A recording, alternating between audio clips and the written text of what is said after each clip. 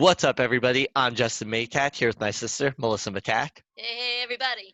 and we are Room 51, where we talk all things board gaming. And today, we're joined by a very special guest, Jenn Bartlett, the Board Game Librarian.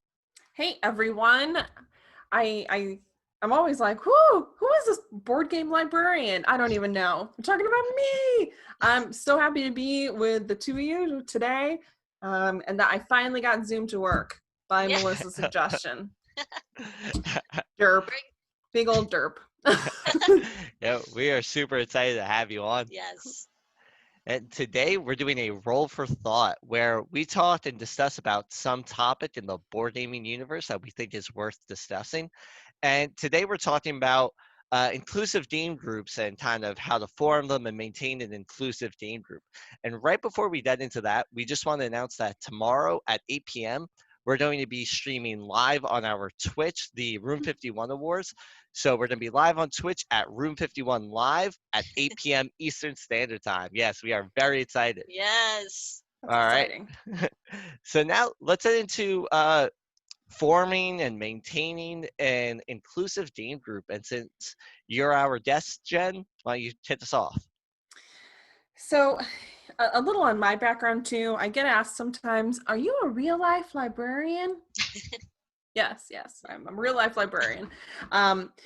So I grew up in a very diverse town here in Connecticut, and I work in an equally diverse town about 15 minutes northeast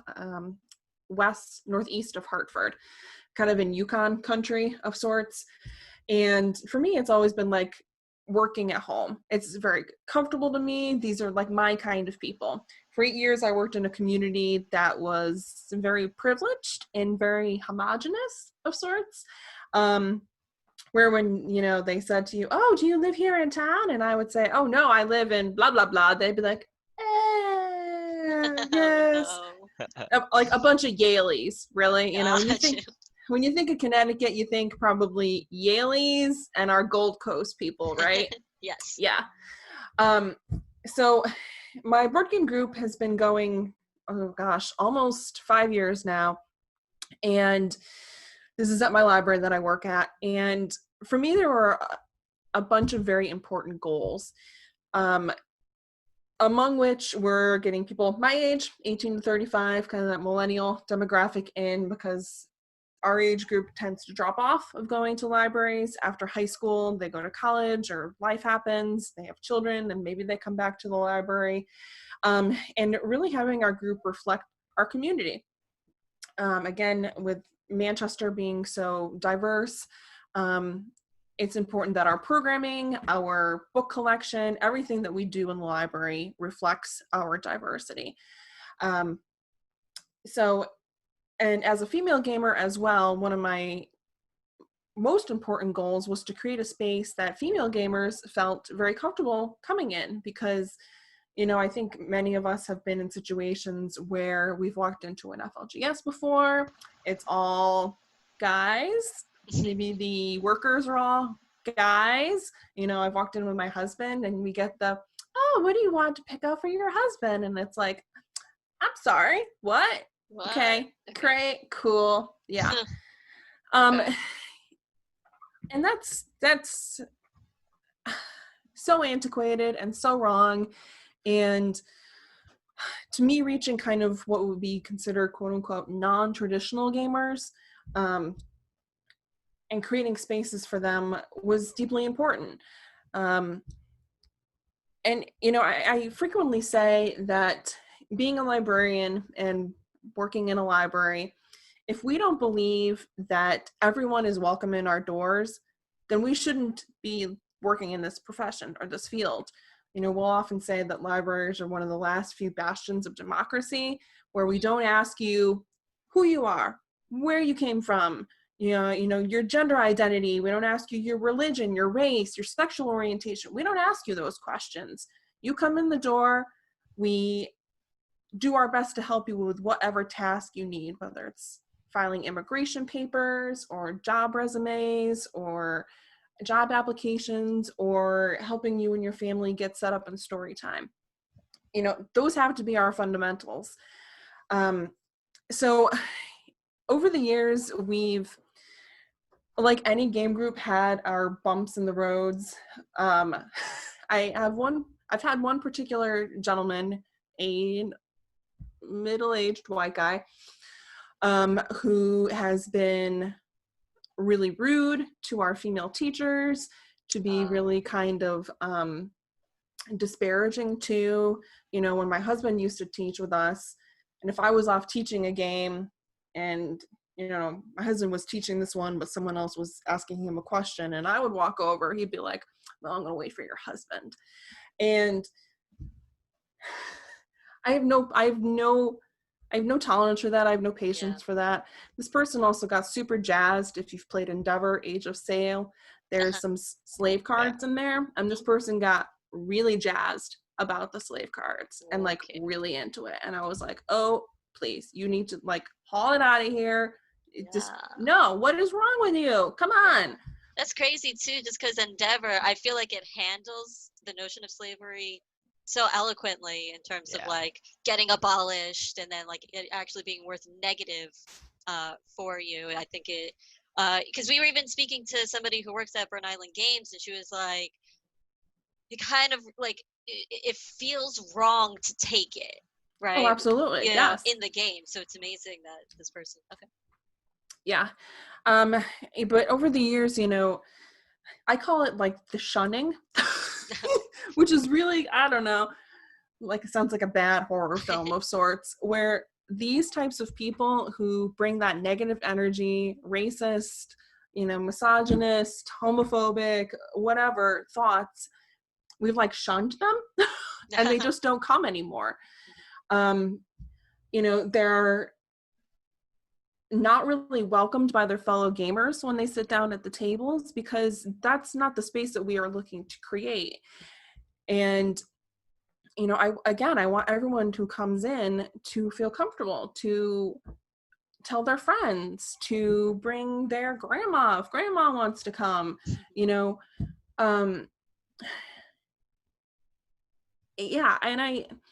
And I don't claim to have all of the answers. Of course, there's always things that we are working on and working towards. I've had over the years a lot of really steady teachers, because I work on a teaching model at my group, who are African American, who are Latinx, and again, having that representation, of course, matters. It's so important for when people walk in to see, that we are so diverse, that we are so welcoming, that we're all getting along so well together. I posted a couple of days ago on my page, my Facebook page, about, things that we can all be doing better. And one of the goals when I'm able to have an in-person board game group again is to really reach out to our local African-American designers, that I can host them at the library, make a much more concerted effort with them, really boost my circulating collection of games that are persons of color designers or illustrators, because again, our community is so diverse and it's so important to my work that this is reflected in this very small collection as well. I'll briefly say about our library circulating collection of games. We have like 275 of them, and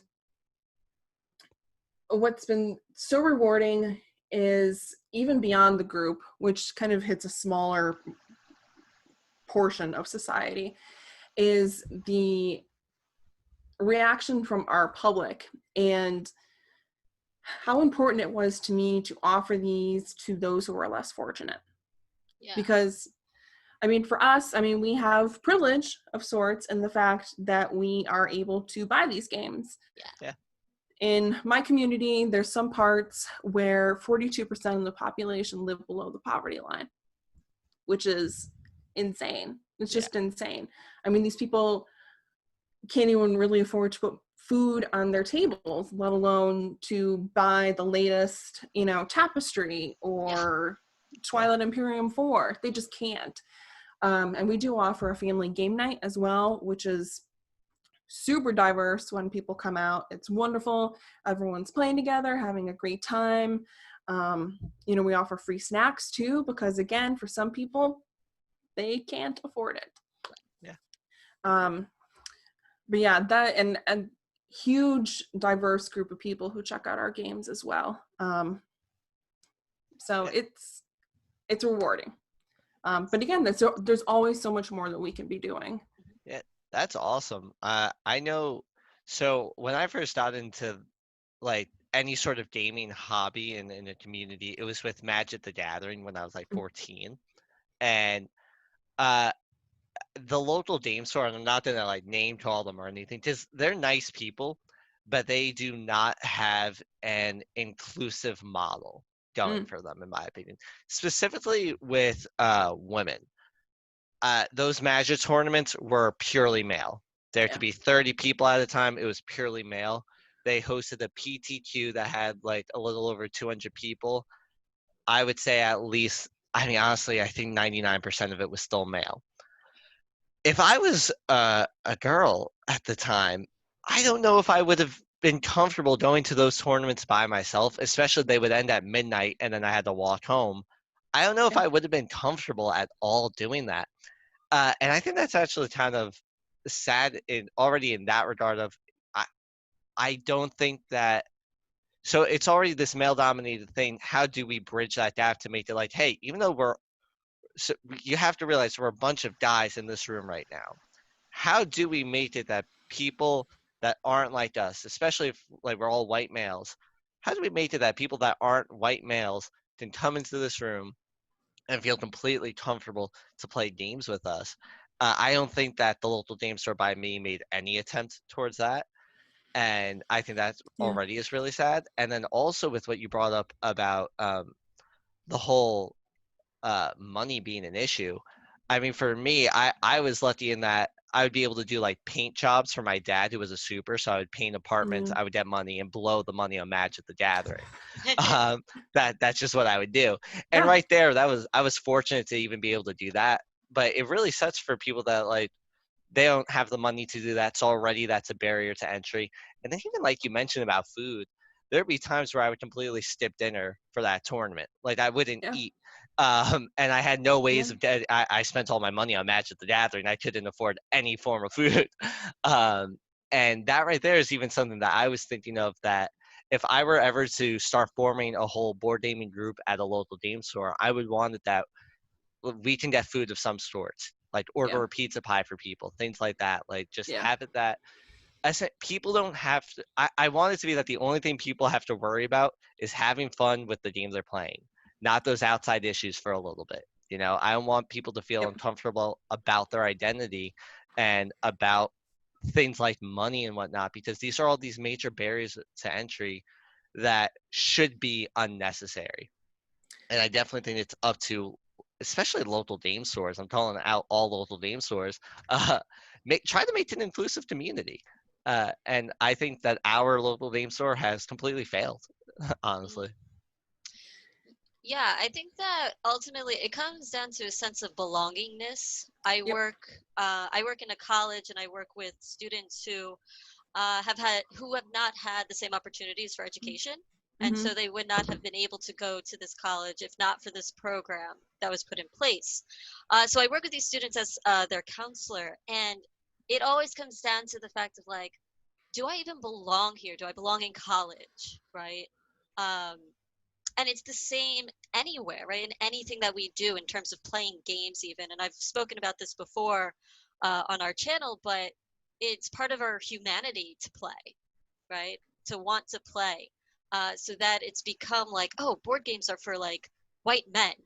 It is ridiculous to me. I've had it even um, at a convention where like I was buying a certain game, and I was buying an expansion for that game, and the person who I was, who's I guess like kind of selling it to me, right? I was just at the cash register, and they said, the expansion makes that game harder. I was like, all right, yeah, like I know, so I get it, whatever. And then later at another place in the convention, I was getting a game that was more gateway, and they're like, oh yeah, you would like it, it's really easy to like understand and blah blah blah. And I'm like, I'm feeling a little like, is this like what I think is happening right now? Like, is my intelligence level not enough because of like how I present myself? So just in terms of that, and then even in terms of like our gaming group, right? Where well, first of all, on our team, we came out with Meet the Team. Our whole team is pretty much women, Yeah. and of multiple races as well. And even for me, who's more like gender fluid in a way, for our gaming group, just having that gender representation, having that racial representation, makes people feel like they belong here. Yes. And I think it also goes back to the game itself, right? Does the game itself just show a bunch of white men getting to be the hero of the story, or is there racial diversity? Is there gender diversity? Is there sexual diversity, sexual orientation? So yeah, that's what I like, why can't we all just play together, and feel like we belong here together, trying to do whatever it is we're trying to do in the game. Totally there with you, Melissa. I had a very similar experience at Gen Con 2018, where I walked up to a very well-known publisher, and one of the workers was a very well-known personality in our industry. And this person's a female, and she said to me, same thing. Oh, is your husband off buying more games? Or, are you buying this for him? And it was like, this is like a woman saying it to another woman. Why are you using that? I don't understand. And you bring up such a great point too about, and I've been such a huge advocate too, and very loud about it, not only accessibility, which is inclusion as well too, for a community like mine, where, 12% of them are Spanish speaking. We have a very large Indian and Bangla population as well, where, they're speaking Hindi or Bangla, that we have games that are language independent, something small like that, having something as small as color for colorblind people, options like that. Yeah. But in terms of like the characters you can play in the games, I don't understand why it continues to still be a problem where it's all white guys. That we don't have that representation across the board. It's not hard. It's laziness, really. And when you're playing a game and it's, you, again, like everything else in literature and movies and video games, where you don't see yourself represented, you're turned off of sorts. And, we continue to have these conversations, and some companies are doing such great work at really making strides, and that others just continue to not get it.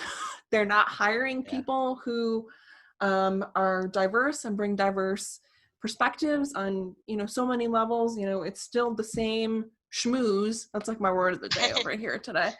The same schmooze, and they're, and again, like Justin was saying, our local game stores really have to be kind of the grassroots efforts here, and the groups that they are creating, making sure that non-traditional gamers are feeling welcomed. Again, because I've walked into so many places too and been like, well, I'm the only lady in here. Well, I guess, and it's all what I consider to be like bros. You have to have staff who are, very diverse. Your teachers, if you're doing demos, there's really no excuse for it. And again, there is so much more that we can be doing, and I don't know it all. Right. I come from privilege, of course, because I am a white woman. I had, educational opportunities that so many other people, like, like you were saying, Melissa, don't have. But gosh darn it, I got to work my hardest to make sure that, students like that you work with every day, that we're helping them. Yeah. And helping them achieve their dreams. So I get mad. I get so mad. Yeah. Absolutely. So mad. The rage, yes, yeah. That's a good thing. It's a good thing to get mad. It is. Yeah. It is. And hopefully, and we've had some really great conversations, I hope, this week, just people in general, and probably some very hard conversations too, with family and friends and coworkers. But I don't know, maybe I'm a Pollyanna over here, and I hope that people really are good and that they can see good and make positive change. Because if you don't believe that, we're in a world of trouble. Yeah. And even in terms of like not believing that, I know that there are some people who are like, what's the big deal? Like, it's not like that, or they don't see it. And I guess, and I don't want to shoot those people down either, right? Because I could see where you might be coming from in terms of like not being aware, right? Because if you haven't been met with that sort of discrimination, then how could you possibly know it to be true, really, right? And how could you even filter, like you have your lens filtered, right? True. And whose fault is that? I don't know, right? Because if you've grown up your whole life thinking this one thing, and now everybody's like, no, like what you thought to be true is not true, you get defensive, right? It's like, what do you mean? Absolutely. And I totally understand that, like defense mechanisms just flaring, right? And nobody wants to feel like a bad person, right? And maybe you're not a bad person, right? You're not possibly aware of what is going on, and I guess it's more a matter of like, you don't have to necessarily feel guilty, but just if you could take the time to like just read, right, and learn what's going on. Yes, read Board Game Librarian. And listening, right? Just listening to what people have to say, because their stories, they're true, and there's a lot of emotion behind it. And everybody wants the same thing, going back to that sense of belonging, right? Everybody wants that, no matter who you are. But we're all accountable to making sure that everybody does feel that way. Absolutely. Yeah, I commented for someone, some persons of color right now are feeling, like there's a burden on them as well, because white people, I guess well-intentional white people, I'm hoping, are going to their friends who are persons of color and asking them a lot of questions. And, and this is maybe just my nature, but for me, reading, researching, and listening, and like observing and having empathy too, are so important in so much of what I do, that going up to a friend of mine who is a person of color and being like, well, what should I know right now? It's a lot, and there's so much going on, and again, I could be very well intentioning, but yeah, it's tough, it's complicated. Absolutely. All right, cool. Thank you so much, Jenn, for this conversation. And again, I always looking to educate myself and learn and know that I'm a person in progress too, and then we can all do more. Yeah, absolutely. That's really well put. Yes. All right. Well, I think that this conversation could go on for years, really, and should be. Yes. But I think that we could go into, just for the sake of time right now, we could go into our 5-second summaries. So Justin, why don't you tell us a little bit about what's going on? All right. So 5-second summaries is a bit of a fun note to end off on. And essentially, so what I'm going to do is I have the BGG Top 100 pulled up on my screen right now. And I'm going to randomly get a game from the Top 100, and I'm going to start a 5-second timer for myself. In those 5 seconds, I'm going to describe the game without naming the game or naming any mechanisms, the publisher or designer. I can't do that. So I have to describe the game with avoiding all of that. So, for example, with, if I got Blood Rage, I can't say area of control. I can't do that, and I can't say Eric M. Lang because I think he's the designer, right? Yeah. Okay. I can't do that. So I'm at 5 seconds, and then one of you is gonna have to like shoot your hand up, and whoever I see shoot up first, I'm gonna call on you, and you are going to give me your guess as to what game I'm describing. If you get it right, you get a point. If you don't, the other person gets a chance. If they get it right, they get a point. We're gonna do this for 10 games unless we need a tiebreaker.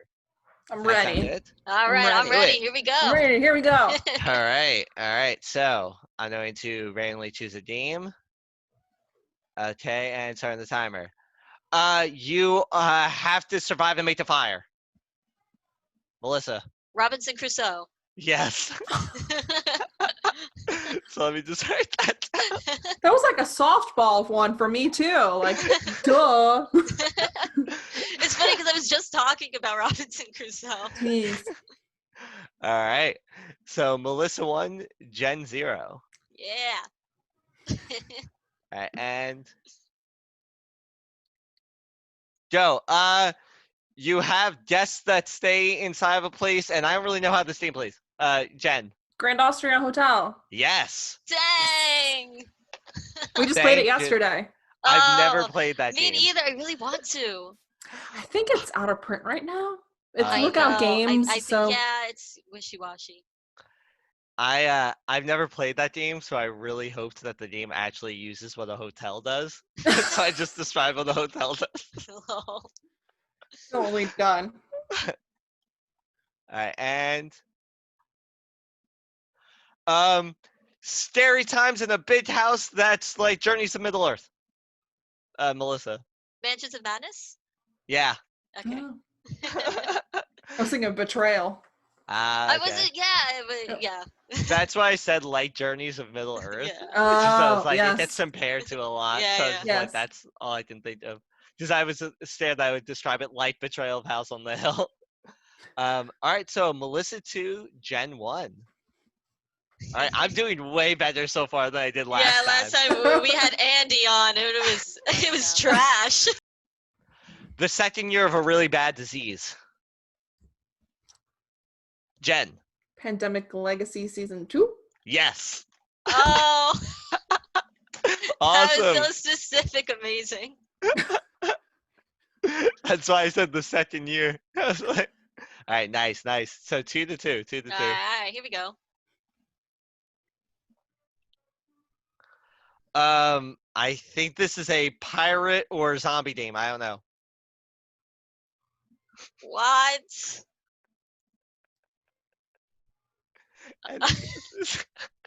This is not good. It's in the BGG Top 100. That's a hint. I think they all are, right? I have no idea. You didn't even describe anything. Yeah, I'm sorry. Jenn raised her. Jenn, all you. Zombie side? No. That's a fair guess. Melissa, you got any guesses? No, tiny epic pirates. I would have known that's a pirate game. Too Many Bones. Oh. What? I know of it. I've never like really looked into it. It's like an RPG-ish. Yeah, thing. it is. It's pretty Yeah. I Undead. looked into it and I wasn't sure if that was the same one or not. And whenever I hear like bones, I'm like, oh wait, is that referring to pirates or zombies or the undead? I don't know. That's what I've wanted to try playing. Yeah. It's All right, so it's pretty good. it is? Okay, it looks Yeah. cool. It looks fun. So it's still 2-2 and we have 5 more games coming up. All right, let's do it. I'm gonna win this. It's my show. Okay. Boots on the ground for near. Melissa. Star Wars Imperial Assault. Yeah. Yeah. Would that have been your guess, Jenn? Would have been Rebellion. Rebellion? Okay. When you said boots on the ground, I On the was like, ground. Yeah. That's immediately how I know it. Like, that's the one that's like that. Okay. nerd alert. Yeah. All right, so 3-2. Melissa's Alright. in the lead. We only have 4 Yeah. more games coming up, though. Let's do it up.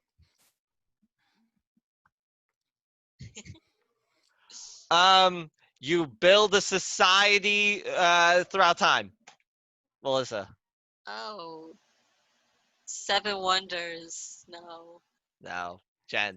Through the ages. Yeah, 3-3. Dang. I couldn't say you build a civilization because Yeah. it's a new story of civilization. Can't use the name. Throughout is one word, though, right? Yeah. So right? Am I wrong about that? Yeah. Okay. We have to ask the librarian how to Yes, spell words. I wasn't asking Melissa. I was asking the librarian. Oh, burn! Burn. You All build a farm and you can kill your pigs. I What? saw Melissa go up first. Agricola? Yeah. Okay. You can kill your pigs in that one, can't you? I don't know. I've never played it. Me Play neither. Caverna.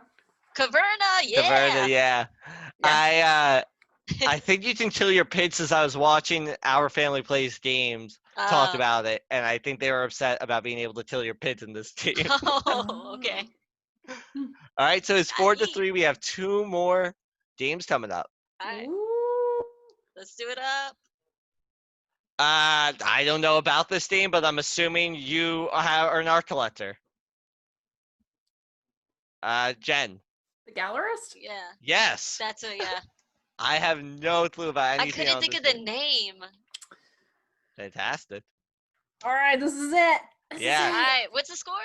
4-4. Whoever Oh, takes this one snap. wins it. I.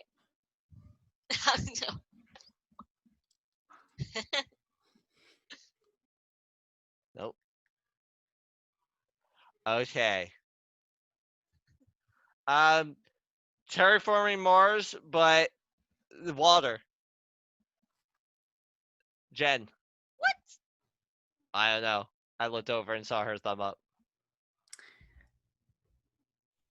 I mean, well, you mean if it's what I'm thinking it is, you maybe said the word. I said the word. Oh yeah, underwater cities, right? Yeah. That's a push, so I have to do another name. Dang, my thumb was totally up first too. Was it? I apologize if that's true. We'll have to look at the comment section for that one. All right. Where's Dean? He's on my side, I'm All sure. right, moon blots the sun blots the moon. Melissa. Rising sun. No. This is actually a decent hit, in my opinion. Oh, I know it now. No.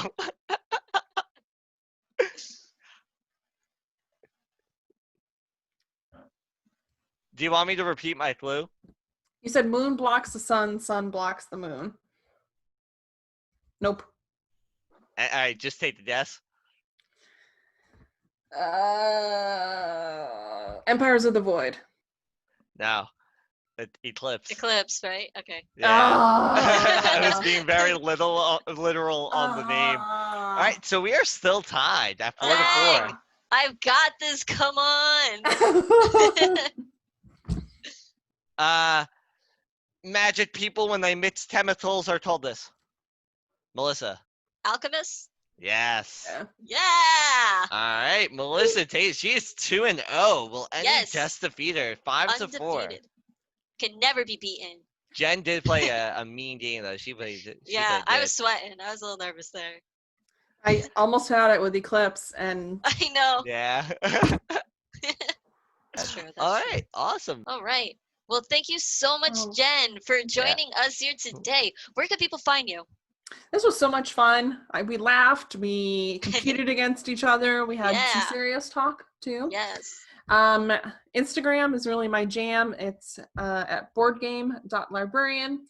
I have a newer Facebook page, the Board Game Librarian. There's all sorts of stuff. You can just do the old Googles. But again, thank you so much. Yeah, we were really excited to have you. Absolutely. We've been meaning to get you on here, but we finally did it. All right. Well, this has been another Roll for Thought. Thank you so much for tuning in. You can follow us on Twitter, Instagram, and Facebook at This Is Room 51. Let us know what you think of our conversation, inclusive groups, what you thought of our little game at the end, and everything. This has been Room 51.